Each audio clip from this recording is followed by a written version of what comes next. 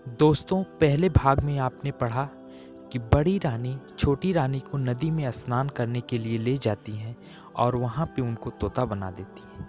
उसके बाद महल में आकर ये सूचना फैला देती हैं कि वे नदी में स्नान कर रही थी, डूब गईं।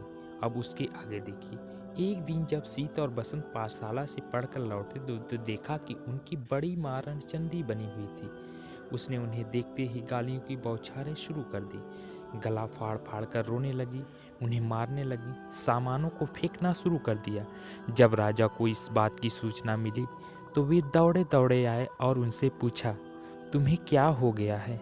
रानी गुस्से से थर थर कांपती हुई बोली, मेरी सौत की ये दोनों पुत्र जब देखो मुझे उल्टा सीधा कहते हैं, गालियाँ देते हैं। जब तक इनके खून से मैं स्नान ना कर लूँ मेरा कलेजा ठंडा नहीं होगा। राजा ने कहा, ऐसा ही होगा। फिर उन्होंने जल्लाद को बुलवाया और आदेश दिया, इन दोनों भाइयों को मारकर इनका खून लाकर बड़ी रानी को दो। सीत बसंत का तो रो रो कर बुरा हाल, पर जल्लाद को तो राजा के आदेश का पालन करना था, सो उनके हाथ पैरों को रस्सियों से बांधकर बलि देने के लिए वह ले जाने लगा। सीत बसंत के चित्कार को सुनने वाला वहाँ कोई नहीं था। जल्लाद सीत बसंत को एक जंगल में ले गया। वहाँ उसने वस्त्र उनके उतरवा लिए और पेड़ की छाल उन्हें पहना दिया। सीत बोला, भाई हमारे भाग्य में यही था।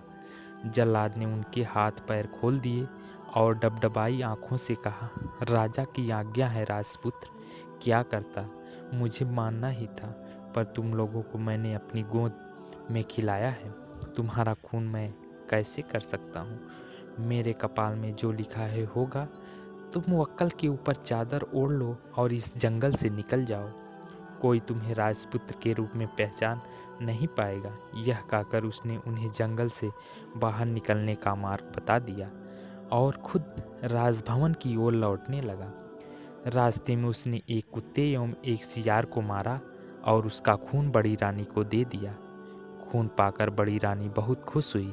उसने उस खून से स्नान किया और खिलखिलाती हुई अपने पुत्रों को अत्यंत स्वादिष्ट भोजन कराया और खुद भी खाया। सीत बसंत दोनों जंगल के रास्ते आगे बढ़े। वे चलते रहे, पर जंगल का कोई अंत नहीं दिख रहा था। थक कर वे एक पेड़ के नीचे बैठ गए। बसंत ने कहा, भाई बहुत प्यास लगी है, पानी मिलेगा? सीत बोला, हम लोग इतनी दूर तक चल कर आए हैं पर पानी तो कहीं नहीं दिखा, परंतु प्यास के कारण मेरी तो बहुत बुरी हालत हो गई। बसंत बोला, ठीक है, तुम यहीं प्रतीक्षा करो, मैं देखता हूँ कि आसपास कहीं पानी है या नहीं। सीत ने कहा। दोस्तों, कहानी अभी जारी रहेगी। कहानी के आगे जानने के लिए आप हमारा सीत बसंत भाग 3 देखना ना भूलें।